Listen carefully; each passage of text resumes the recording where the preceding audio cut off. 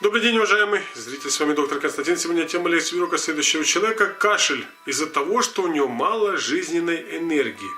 Как это понять? Очень легко и просто. В молодости мы не видим, как эта энергия бурлит в нас, и проживаем ее бездарно, скажем так, растрачивая направо и налево, как мужчины и женщины. А когда приходит преклонный возраст, энергетики что? Не хватает.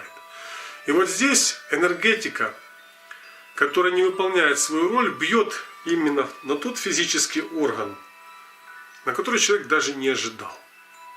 И у человека, в данном случае мы читаем лекцию, что у человека начинает проявляться кашель из-за того, что у него мало энергии. Многие скажут, а как мы узнаем, мало энергии или много жизненной энергии?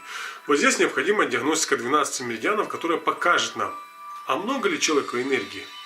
Достает ее для полноценной жизни и работы всех ваших внутренних органов. Вот представьте, вам нужно энергии столько, чтобы работали полноценно ваши внутренние органы.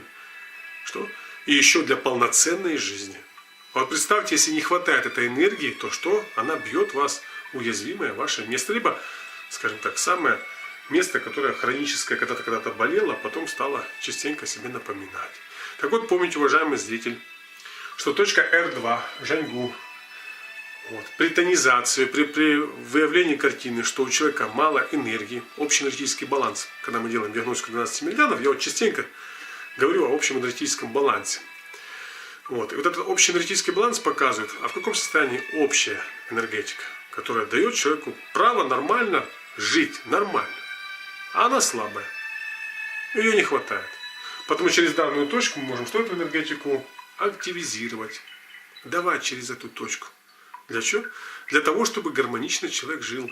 Во-первых, он поборет кашель. Во-вторых, он придаст силы своему организму. В-третьих, он будет полноценно жить. Вот смотрите, как просто. Не просто сделать диагностику 12 меридианов и все-таки показать человеку, чтобы он работал с данной точкой и содержал свой жизненный баланс в норме для гармоничной жизни и не только. Спасибо за внимание.